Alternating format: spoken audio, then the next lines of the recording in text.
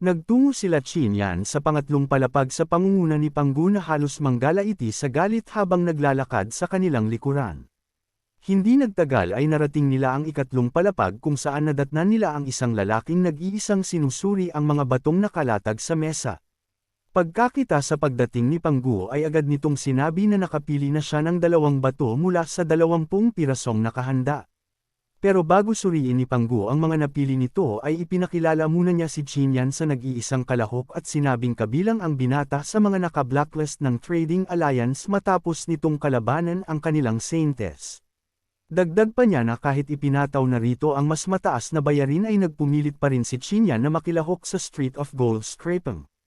Pagkatapos ipakilala ni Panggu si Qin ay sunod naman niyang ipinakilala ang lalaking nadatnan nila bilang Maple Prince ng Maple Kingdom at nagtataglay daw ito ng second-grade Zuan rank Maple Leaf Martial Spirit. Isa sa mga pambihirang kakayahan ng martial spirit nito ay bigyan ng prinsipe ng 2 espesyal na mata na kayang makakita ng mga bagay na hindi madaling mapansin ng ordinaryong martial artist. Agad naman na nagyabang ang Maple Prince sa harap ni Qin at nagbitaw pa ng babala na huwag masyadong magtiwala sa sariling kakayahan. Pero hindi man lang siya pinansin ni Qin at dahil doon ay nagsimulang uminit ang ulo ng mayabang na prinsipe. Samantala nais na agad simulan ni Panggu ang laro kaya naghanda siyang ipaliwanag ang mga patakaran. Ngunit hindi pa man siya nakakatapos magsalita ay itinuro na ni Qin ang 3 batong napili niya mula sa mga nakalatag sa mesa. Napatigil sa pagsasalita si Panggu at nagsimulang pagsisihan kung bakit dinala pa niya ang binata sa ikatlong palapag gayong alam niya na tama ang lahat ng hula nito. Maging ang Maple Prince na kanina lamang ay punong-puno ng kayabangan ay nahiya nang iharap ang kanyang mukha sapagkat ang ilang oras niyang ginugol sa paghahanap ng pinakamahalagang bato ay nagawa lamang ni Qin sa isang tingin lang. Nang mapagtantong wala ring laban ang ikatlong palapag sa pambihirang mga mata ng ating bida ay nagtungo silang lahat sa mas mataas na palapag kung saan mas mahal ang mga bato at mas mahirap tukuyin ang mga kayamanang nakatago sa loob. Sinalubong sila ng tagapangasiwa roon at kaagad na ipinaliwanag na ang 100 batong nasa kanilang harapan ay binalutan ng Thousand Hunts Ultimate Seal upang lubusang maitago ang anumang enerhiya mula sa laman ng mga ito. Ang sino man daw na nais lumahok ay kailangang magbayad ng 1,000 Arcane Realm Stones para sa bawat bato. Napaisip naman ang Maple Prince sa napakataas na halaga ng ika-4 na palapag kaya nagbigay pa ng karagdagang impormasyon ang tagapangasiwa upang maipakita kung bakit sulit ang panganib dito.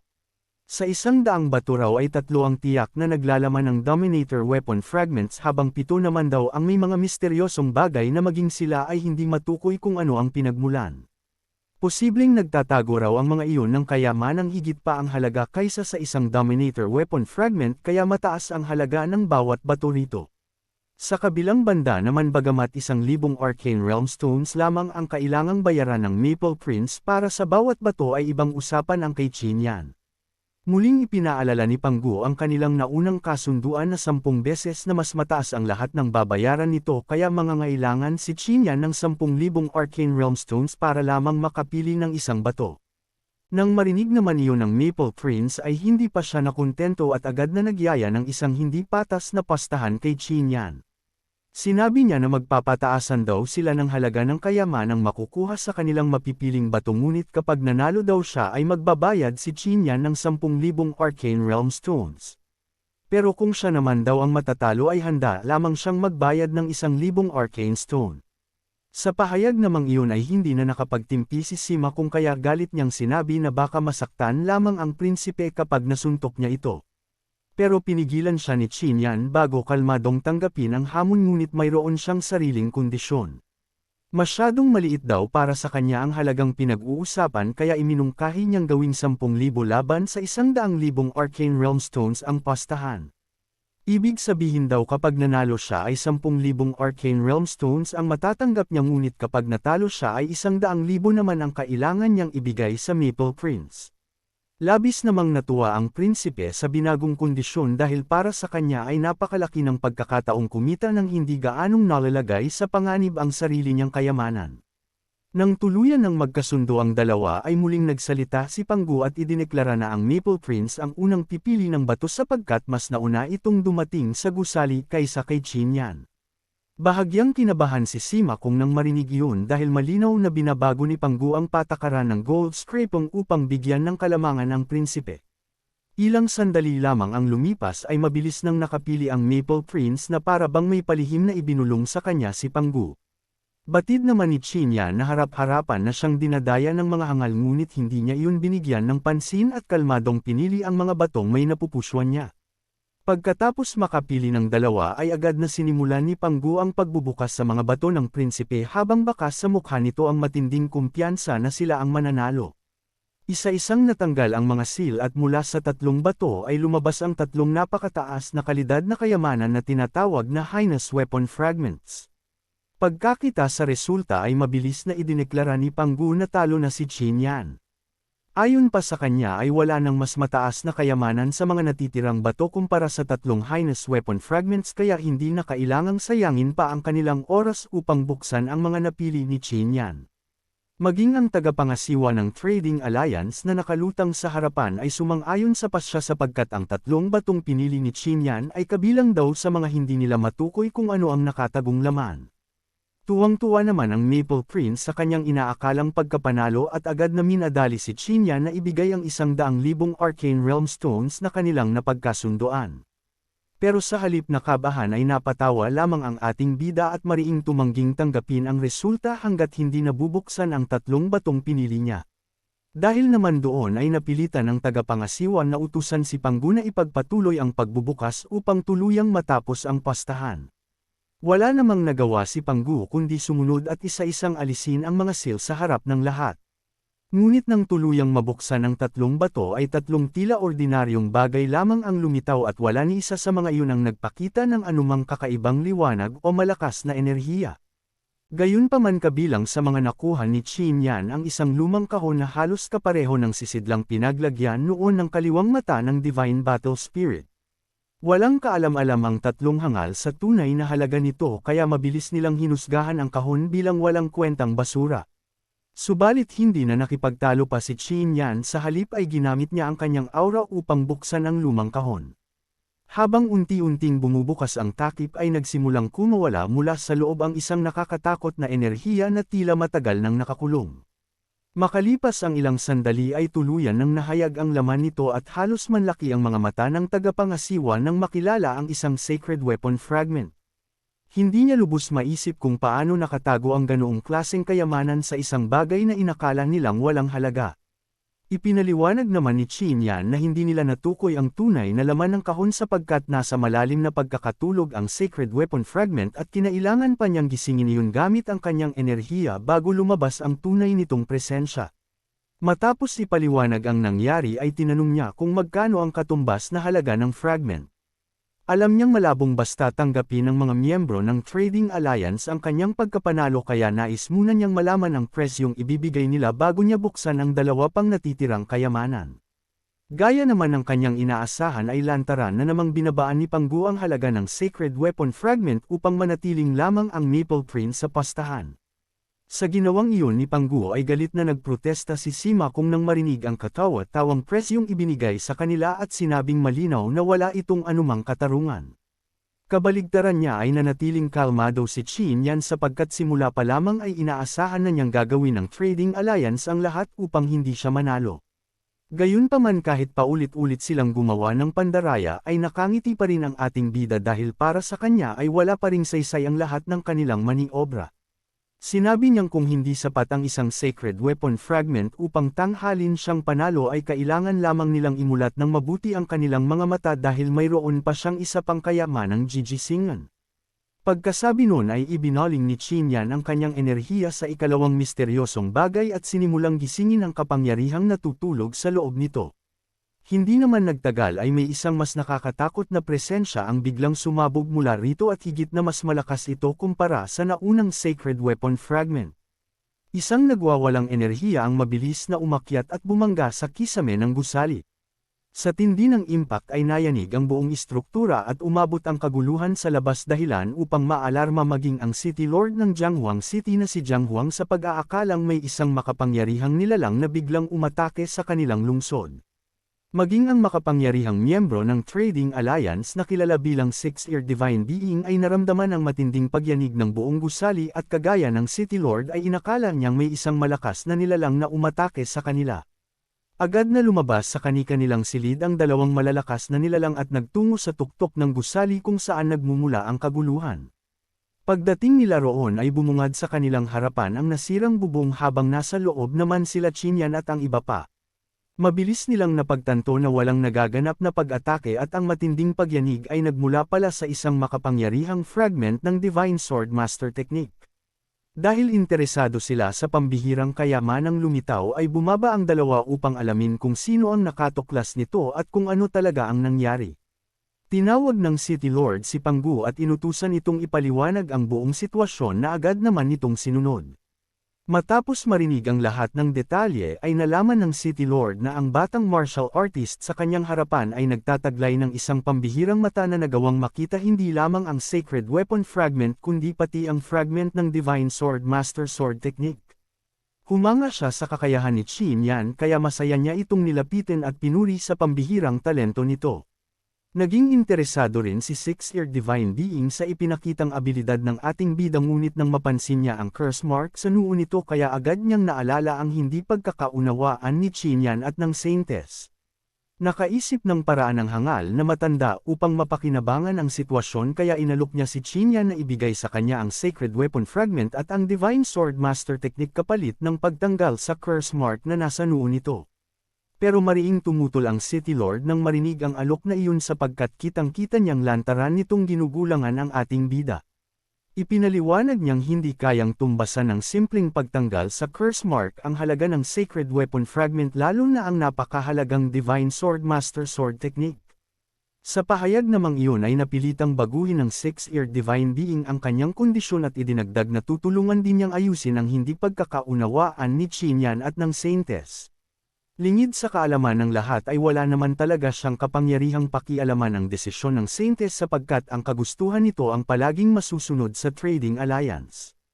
Nais lamang niyang makuha ang dalawang pambihirang kayamanan at kahit papaano ay mabawi ang malaking pagkalugi ng kanilang organisasyon.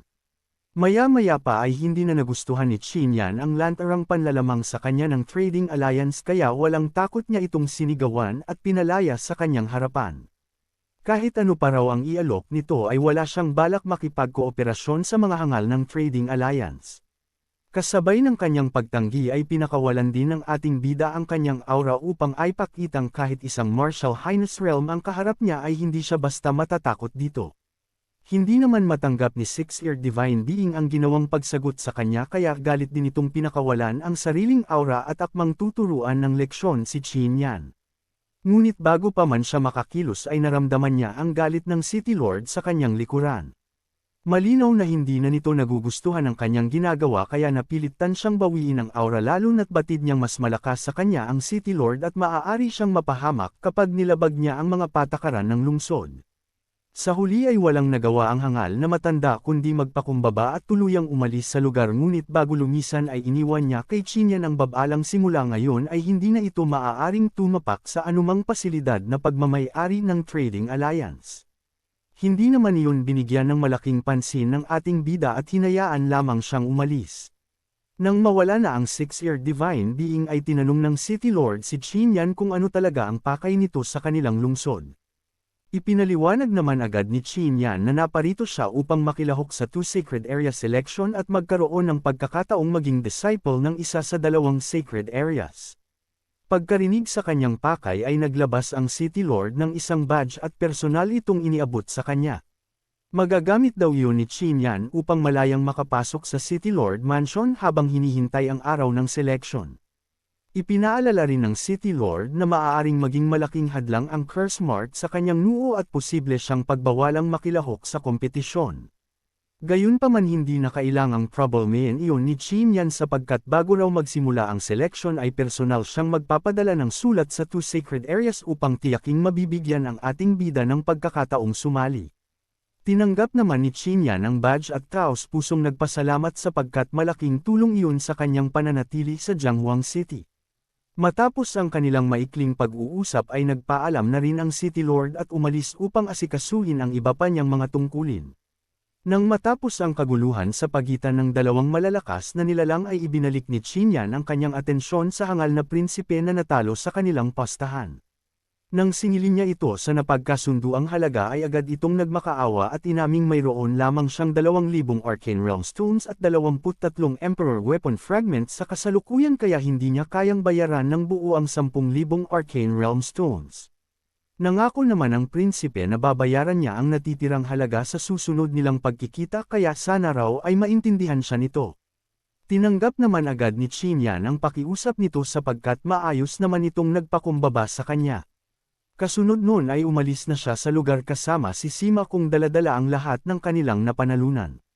Hindi nagtagal ay nakabalik ang dalawa sa kanilang silid at dito nagsimulang mag-alinlangan si Sima kung nabasta na lamang ibigay ang kanyang ancient technique. Sa halip ay nagmungkahi siyang makipagpalitan kay Qinyan kung saan ibibigay niya ang teknik na kayang itago ang curse mark kapalit ng Divine Sword Master Fragment. Pero mariing tumanggi ang ating bida sapagkat malinaw na hindi patas ang halaga ng kanilang palitan. Magpapaliwanag pa sana siya ngunit napilitan ng magbigay ng panibagong alok si Sima kung at isinama na niya ang kanyang makapangyarihang disguising technique. Gayunpaman ay nais na rin daw niyang makuha ang Sacred Weapon Fragment kasama ang Divine Sword Master Fragment. Sa pagkakataong ito ay nakita ni Qinyan na makatwiran na ang palitan kaya tinanggap niya ang alok lalo na't nasaksihan na niya kung gaano kabisa ang disguising technique ni Sima kung at natitiyak niyang malaki ang maitutulong nito sa kanya sa hinaharap. Matapos makuha ang kanyang nais ay masayang umalis si Sima kung sapagkat sabik na siyang pag-aralan ang Divine Sword Master Fragment. Naiwan namang mag-isa si Qinyan sa silid kaya malaya na niyang inilabas at sinuri ang iba pang kayamanang napanalunan niya. Ang pinaka-napakapukaw naman ng kanyang atensyon ay ang misteryosong salamin na maging ang kanyang Divine Eyes ay hindi nagawang makita ng lubusan ang sikreto. Para kay Qinyan ay maaaring ito pa ang pinakamahalagang kayamanang nakuha niya sapagkat bukod sa pambihirang enerhiyang nagmumula rito ay nararamdaman niyang may isang kamangha-manghang bagay na nakatago sa loob nito. Hindi muna niya ipinilit na alamin ang sekreto ng salamin at itinago itong muli bago inilabas ang kanyang mga pills upang mapataas ang sariling lakas. Batid niyang matapos ang mga nangyari sa Trading Alliance ay malabong hayaan na lamang siya ng mga ito kaya kailangan niyang maging mas malakas bago dumating ang panibagong problema. Ngunit nang lunukan niya ng sabay-sabay ang maraming pills na nakuha mula sa Mystic Spirit Sect ay biglang nagkaroon ng matinding reaksyon ang kanyang kaliwang mata.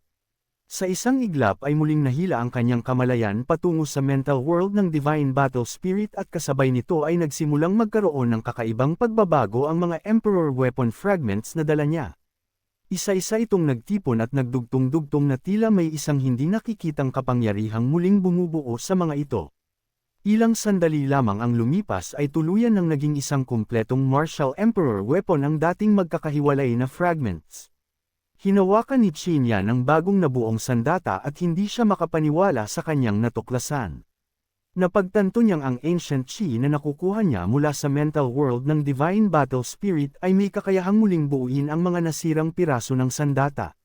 Subalit sa kabila ng magandang natuklasan ay may isang problema pa rin siyang kailangang lutisin sapagkat hindi niya alam kung paano kusang makakabalik sa mental world upang makakuha ng mas maraming ancient chi.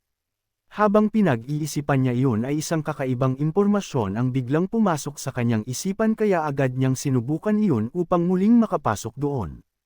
Ayon sa pagkakaalala niya ay nakakapasok siya sa mental world sa tuwing kumakain siya ng mga pills.